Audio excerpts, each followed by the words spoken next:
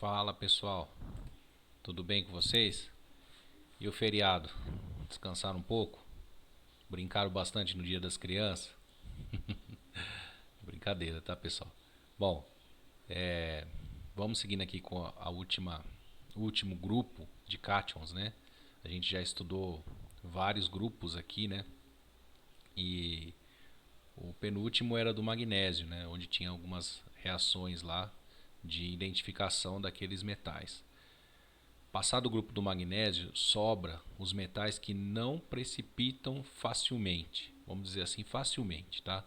A maior parte dos precipitantes comuns não conseguem precipitar esses três cátions. São dois metais e um cátion. Tá bom? O grupo, aqui no caso, o grupo 5, é o grupo dos últimos elementos que não precipitam. Então, deixa eu colocar uma tela inteira aqui para ficar melhor. Modo de tela cheia. Vamos lá. O grupo 5, constituído pelos cátions cujos sais são solúveis em solução aquosa. São eles sódio, potássio e amônio. Esses íons não são precipitados sob condições requeridas para a precipitação dos grupos 1, 2, 3 e 4. Portanto, todos os compostos de sódio, potássio e amônio são solúveis, e esse grupo não apresenta um reagente precipitante. Como nos grupos anteriores da análise sistemática, usam-se diversos reagentes sob forma de compostos de amônio, por isso o teste de íons amônio deve ser feito na solução original. Na solução original, porque nas anteriores a gente colocou vários compostos de amônio, cloreto, hidróxido de amônio, então a amostra obviamente vai estar contaminada, né? Então essa amostra tem que ser separada e testada separadamente. Na remoção dos sais de amônio, por causa da volatilidade desses sais, é necessário converter cloretos de potássio e sódio em sulfatos, pela adição de ácido sulfúrico. Os cloretos de sódio e potássio podem ser perdidos por aquecimento. Um dos testes que se faz com amônio é aquecer o amônio para ele virar amônia.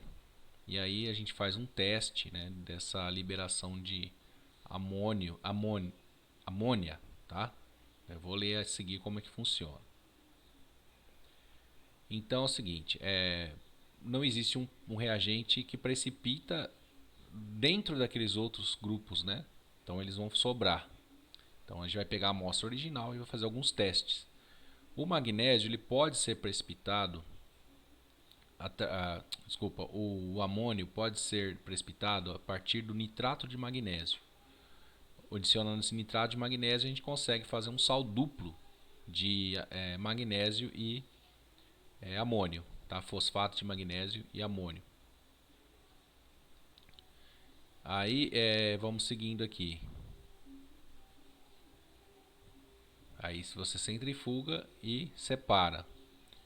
Depois de separado esse amônio, a gente... Deixa eu ler aqui. A propósito desse ataque é remover o excesso de íons fosfato que foram usados para precipitar os cátions do grupo 4. Como a sua presença interfere no teste de precipitação para o sódio, todos os íons fosfato devem ser removidos. Ah tá, no caso, se a gente não fizer uma amostra original, né? Se a gente continuar o teste, tá bom? Que é esse processo 5.1 aqui. Mas vamos pensar na amostra separada, né? Transfira o centrifugado do processo 5.1 para um pequeno cadinho, adicione 4 gotas de ácido sulfúrico e evapore a seco. Continue a aquecer um pouco abaixo do rubro, que é vermelho, tá? Até cessar o desprendimento de fumos. Trate o resíduo conforme o processo 5.3. Então, no caso, para testar sódio e potássio, né? Então, adiciona-se ácido sulfúrico para não perder por evaporação esses dois materiais. Esfrie o resíduo do processo 5.2, acrescente uma gota de água e execute o teste de chama para sódio e potássio. Tá bom? O sódio confere com cor. Esses testes de chama a gente fez nas primeiras aulas, né? Mas vamos ler de novo aqui. O sódio confere a cor amarela brilhante à chama que dura algum tempo. Na ausência de sódio, a chama de potássio, vista a olho nu, é violeta pálido. Os compostos de potássio são voláteis e suas chamas têm curta duração. Em presença de sódio, a chama de potássio fica mascarada. O vidro de cobalto consegue transmitir as raias de comprimento de onda muito curto do violeta e as de comprimento de onda longo do vermelho e do potássio. Porém, é opaco às raias intermediárias amarelas do sódio. Portanto, é possível observar através desse vidro a chama violeta avermelhada do potássio em presença da chama do sódio. Olha que interessante. Se a gente tem as duas, sódio e potássio, pelo teste de chama, a olho nu você não consegue perceber o potássio, porque o sódio interfere. Mas usando esse vidro de cobalto, né, o vidro de cobalto, a gente consegue ver a chama do potássio e não ver a chama do sódio. Então teria que fazer ele vai servir de filtro, tá? Porque ele vai absorver as raias, o comprimento de onda amarelo do sódio vai ser absorvido nesse vidro e vai deixar passar o violeta. Muito interessante. Então, como que faz para ver o potássio na presença de sódio? Com auxílio de um fio de platina previamente limpo, transfira uma porção do material para a parte inferior da zona de oxidação da chama do bico de Bunsen. Se o material contiver sódio em concentração superior à correspondente às impurezas, a chama adquire uma coloração amarelo brilhante. Em ausência de sódio, o potássio será identificado pelo aparecimento de uma cor violeta pálida na chama, curta duração, devido à volatilidade dos sais de potássio. Em presença de sódio, a coloração do potássio é mascarado, o que prejudica o teste. Nesse caso, interpõe-se entre a chama e o olho do observador um pedaço de vidro de cobalto, o qual, sendo opaco às radiações amarelas do sódio, permite a passagem das radiações do potássio de cor violeta avermelhada. Assim é possível identificar potássio junto com sódio misturado. Já foi falado lá em cima, né?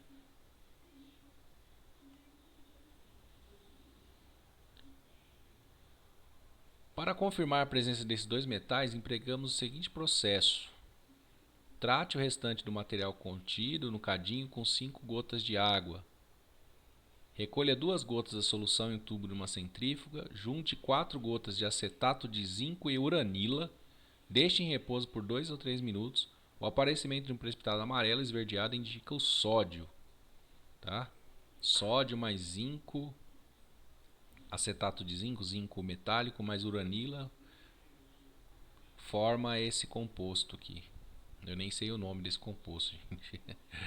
Acetato de sódio, nossa, um sal com 3 materiais aqui. Um sal complexo, tá? Que vai ter, segundo a teoria, essa cor amarelada. Claro que lá no laboratório nós não temos uranila, tá? É até um precursor de material nuclear, né? Bom, vamos seguindo. Identificação do potássio. Coloque diversas gotas do restante da solução em um tubo de ensaio. Trate com uma gota de dipicrilamina e deixe em repouso por alguns minutos. O aparecimento de cristais vermelhos alaranjados, com o consequente enfraquecimento da cor da solução, indica o potássio. Então são os dois testes. Eles não têm reações específicas, mas assim podem ser identificados por esses materiais difíceis. Normalmente o teste de chama é o mais utilizado, tá bom? Para sódio e potássio. Íons amônio. Coloque 2 gotas da solução original em um pequeno tubo de ensaio. Adicione hidróxido de potássio, 2 molar, em excesso. Coloque um pedaço de papel de tornassol vermelho umedecido com água na boca do tubo, sem tocar as paredes, e aqueça a solução. A mudança de cor do papel do vermelho para o azul indica a presença dos sais de amônio. Então, seria uma reação de equilíbrio, né, com o excesso aqui de OH, o excesso de base. O excesso de base faz deslocar o equilíbrio dessa reação para o lado dos reagentes, liberando NH3, tá? É uma maneira comum aí de fazer, testar materiais que têm nitrogênio utilizando uma base forte. É um teste comum que se faz, existe até uma reação, uma análise que é feita na usina para identificar materiais nitrogenados em vinhaça, por exemplo, adicionando se é base forte. Aí é liberado amônia, a amônia é capturada e depois analisada normalmente, tá bom? Então, pessoal, fechou aqui a parte de cátions, né? Era a última parte para falar. A gente já viu o teste de chama lá com alguns materiais, mas é importante falar que os demais metais a gente consegue por outros testes. E esses três metais a gente só consegue por esses testes específicos, sendo que o amônio não tem como fazer por teste de chama, porque a chama dele é incolor, tá bom? Então a gente só consegue analisar por teste de chama o sódio e potássio naquelas condições usando vidro de cobalto. E o amônio a gente consegue fazer usando base forte e pela liberação do vapor, tá bom? Então, da parte de materiais, de cátions, né, a gente conseguiu finalizar, tá? Então, até mais, pessoal.